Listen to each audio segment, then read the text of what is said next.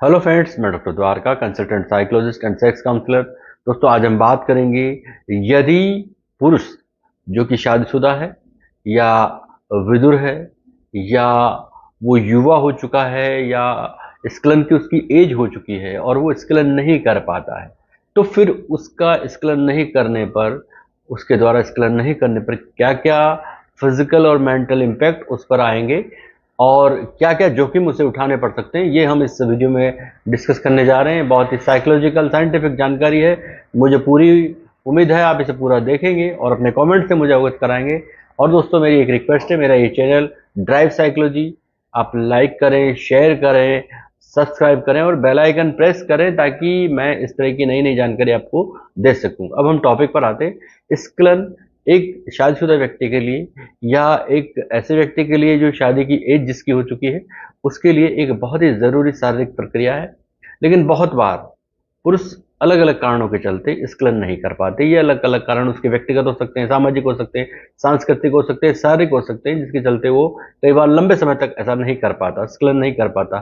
तो लंबे समय तक जब व्यक्ति एजुकेट नहीं कर पाता, तो फिर उसके कई सारे जोखिम भी उसे उठाने पड़ सकते हैं। तो क्या क्या है, हम बात करेंगे। नंबर वन, शारीरिक जोखिम में के अंतर्गत क्या होगा, तो कुछ स्टडीज ऐसा बताती है कि जब एक व्यक्ति जो कि बालिग है, मैरिड पर्सन है, विधुर है या तलाकशुदा है और वो स्खलन नहीं कर पाता, तो पुरुषों की जो प्रोस्टेट ग्लैंड में दबाव और तनाव की स्थिति बन सकती है या बढ़ जाता है, जिसके कारण उसमें प्रोस्टेटाइटिस की स्थिति पैदा हो जाती है या बढ़े हुए प्रोस्टेट की समस्या उसको हो सकती है। कई बार ऐसी स्थितियों में लंबे समय तक अगर वो शुरू में ही डॉक्टर से कंसल्ट ना करे, प्रारंभ में ही, तो उसे प्रोस्टेट कैंसर की संभावना भी हो सकती है लंबे समय तक जब ये प्रॉब्लम रहती है।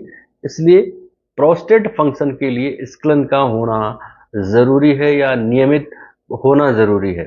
नंबर टू पर हम ब्लू बॉल्स की बात करेंगे। ब्लू बॉल्स, इसे एपिडिडिमल हाइपरटेंशन कहा जाता है। तो ये तब होता है जब पुरुष लंबे समय तक स्खलन के बिना सेक्सुअल अराउजल, उत्तेजना महसूस करता है। स्खलन नहीं करता लेकिन उत्तेजनित उत्तेजना वो महसूस करता है या सेक्सुअल एक्साइटमेंट वो महसूस करता है। तो ऐसी स्थिति में उसमें ब्लू बॉल्स की स्थिति पैदा होती है।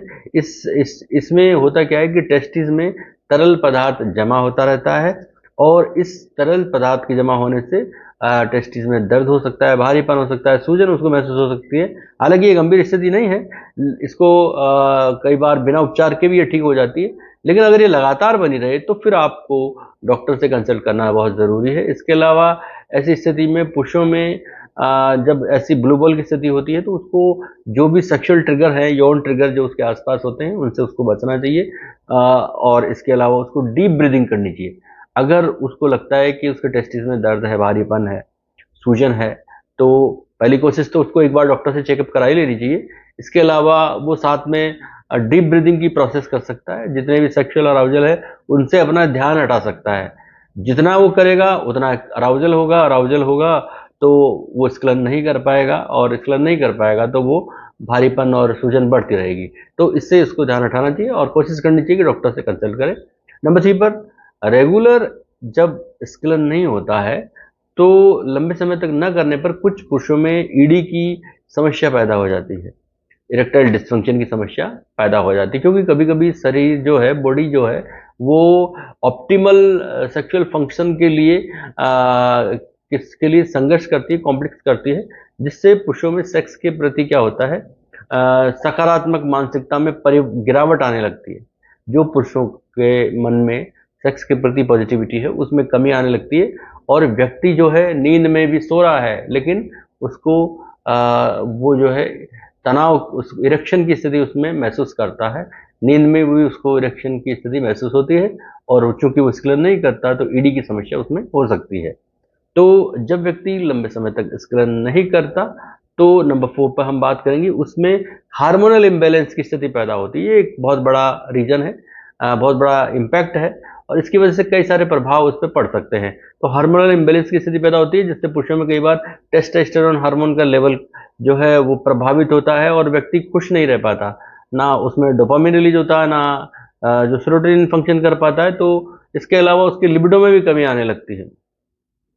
तो व्यक्ति जब खुश नहीं रह पाता तो उसका मूड स्विंग होने लगता है, गुस्सा, चिड़चिड़ापन उसमें आने लगता है। नंबर 5 पर बहुत से पुरुष ऐसे होते हैं जो लंबे समय तक स्खलन नहीं करते, तो धीरे धीरे उनका मन सेक्स के प्रति नेगेटिविटी आती है, वो उनकी इच्छा कम होती है, सेक्स के प्रति कोई इच्छा उनमें नहीं रहती है। नंबर 6 पर लंबे समय तक स्खलन नहीं करने से व्यक्ति का मूड और स्ट्रेस दोनों प्रभावित होते हैं। उसमें गुस्सा हो सकता है, चिड़चिड़ापन हो सकता है, बात बात पर वो घिघिया सकता है, तो ये सारे जो है, और इसके बाद उसमें स्ट्रेस भी आ सकता है, चिंता की स्थिति पैदा हो सकती है, तो ये परिवर्तन हो सकते हैं। नंबर 7 पर लंबे समय तक जब व्यक्ति स्खलन नहीं करता है, तो मोस्ट कॉमन इम्पैक्ट ये देखा गया है कि व्यक्ति जो है कॉन्सेंट्रेट नहीं कर पाता, किसी प्रॉब्लम पर फोकस नहीं कर पाता, क्योंकि उसका कहीं ना कहीं दिमाग तो उस तरफ डाइवर्ट हो ही रहा है, तो इसका इम्पैक्ट भी आता है। ओवरऑल ये एक जरूरी प्रक्रिया है, और एक पुरुष को स्खलन की प्रक्रिया, अगर वो शादीशुदा है, तो जो